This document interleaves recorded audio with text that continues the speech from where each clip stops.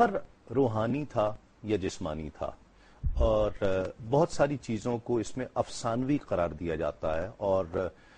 اس کو جسٹیفائی کرنے کی کوشش کی جاتی ہے کہ یہ ایک روحانی معراج تھی کہ جس میں نیچے کوئی وقت نہیں گزرا اور آپ نے خواب کی صورت میں یا روحانیت کی صورت میں یہ سفر طے کیا ہے، اور اس کی جسٹیفیکیشن کے طور پر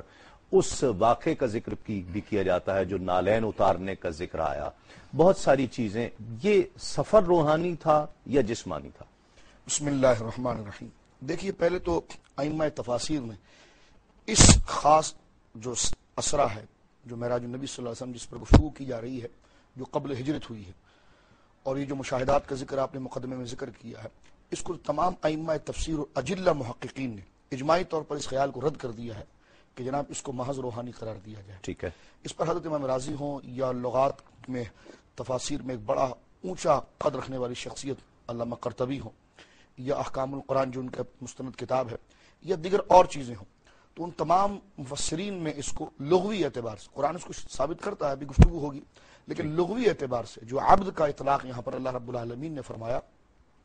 کہ سبحان الذی اسری بعبدہ، اور عبد کا اطلاق جو فرمایا تو وہاں پر عبد جو ہے وہ روح اور جسم دونوں کا مجموعہ ہے، اور یہ تواتر کے ساتھ قبلہ اور تسلسل کے ساتھ علماء نے یہی زبان بولی ہے، وہ ایک قرآنی نص ثابت کر رہی ہے، یہ قرآنی نص، اور یہ مدلول ہے اس پر، اور مدلول بھی اس کا قطعی ہے۔ صرف یہ نص نہیں ہے کہ قطعی الدلالت، قطعی ثبوتی الفاظ آ رہے ہیں، بلکہ اس پر قطعی الدلالت الفاظ بھی یہی چل رہے ہیں۔ اس لیے جسد کا لفظ جب بولا گیا، عبد کا جب لفظ بولا گیا، تو عبد میں تعویل کو گوارا نہیں کیا گیا، بلکہ اس پر مدلول اس کا یہ رکھا گیا قطعی طور پر کہ یہ جسم اور روح دونوں کے مجموعے کے ساتھ تھی، ایک بات۔ اور دوسری بات یہاں پر جو سب سے بڑی ہے وہ یہ بھی ہے کہ لفظ سبحان نے اس کی افادیت اور اہمیت کو واضح کیا کہ جناب ایک لمحہ نہیں گزرا، یہ کیسے ہو سکتا ہے؟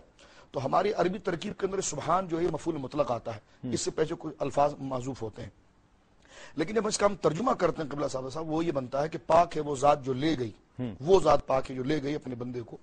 جس نے سیر کرائی اپنے بندے کو رات کے مختصر سے حصے میں، اور مختصر سے حصہ رات کا جو ہے وہ تو لیل کے اوپر جو تنوین آ رہی ہے، اور عربی فصاحت و بلاغت کے جاننے والے، بہت مہارت رکھنے والے ادنا طالب علم بھی اس بات کو جانتا ہے کہ تنوین خود اپنے اندر ایک بڑی افادیت رکھتی ہے، چاہے وہ کسرے کی صورت میں ہو، چاہے وہ ضمے کی صورت میں ہو، چاہے وہ فتح کی صورت میں ہو۔ تو لئی لن کے اوپر جو دو زبر ہے، یہ تنکیر کے طور پر اور تقلیل کا معنی پیش کر رہا ہے۔ یہ علم فصاحت سے جو تعلق رکھتے ہیں وہ کبھی اس کا انکار نہیں کر سکتے۔ عام شخص کیسے سمجھ سکتا ہے؟ میں چاہتا ہوں اگر آپ اس کو بیان کریں مختصراً، کہ عام شخص اس کو کیسے سمجھ سکتا ہے کہ یہ جو تنوین ہے یہ کس طرف اشارہ کر رہی ہے؟ یہ تنوین دراصل اس تقلیل کی طرف اشارہ کر رہی ہے اور سبحان کی دلیل بن رہی ہے۔ ٹھیک ہے، جو سبحان یہاں پر ذکر کیا گیا ہے کہ پاک ہے وہ ذات ہر نقص سے، ہر عیب سے۔ کون سی ذات؟ تو عربی گرامر کو اگر آپ دیکھیں تو وہاں پر ایک اور صلہ آ رہا ہے، الذی، وہ ذات پاک ہے۔ آپ کسی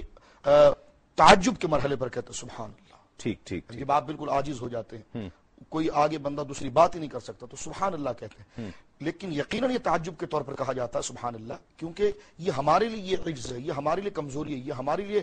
گویا کہ پستی کی بات ہے، لیکن اللہ رب العالمین ان تمام امور پر قادر ہے، اللہ رب العالمین ان تمام امور پر مکمل تصرف رکھتا ہے۔ تو اس لیے بطور تعجب کہ ہم اللہ رب العالمین کی تسبیح کرتے ہیں سبحان اللہ، اللہ رب العالمین عیب سے پاک ہے۔ لیکن یہاں پر آپ دیکھیں کہ لفظ اللہ کی وضاحت نہیں کی گئی ہے۔ جب آپ بطور تعجب کے کوئی بات کرتے ہیں تو سبحان اللہ، لفظ اللہ اس میں جلالت کو ذکر کرتے ہیں، لیکن یہاں پر لفظ اللہ اس میں جلالت ذکر نہیں کیا گیا، جو اس کی افادیت اور معنویت کو اور واضح کرتا ہے کہ سبحان،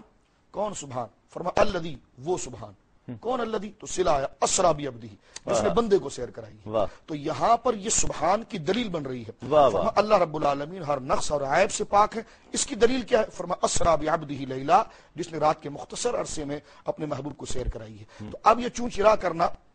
اور یہاں پر دوسری باتیں کرنا، تو یہ لفظ سبحان پر غور نہ کرنے کی بنا پر ہوتا ہے، اس لیے کہ سفر حضور اپنے ارادے سے گر کرتے تو شاید کوئی یہاں پر کہتا ہے کہ فرد بشر میں یہ رفتار کہاں پر، لیکن اللہ رب العالمین نے اس ذمے کو اپنے کرم پر لیا ہے کہ اس سبحان نے اس سفر کو کرایا ہے، اور یہ سفر جو ہے یہ صفت سبحانیت کی کامل دلیل بن رہی ہے۔ ٹھیک، مفتی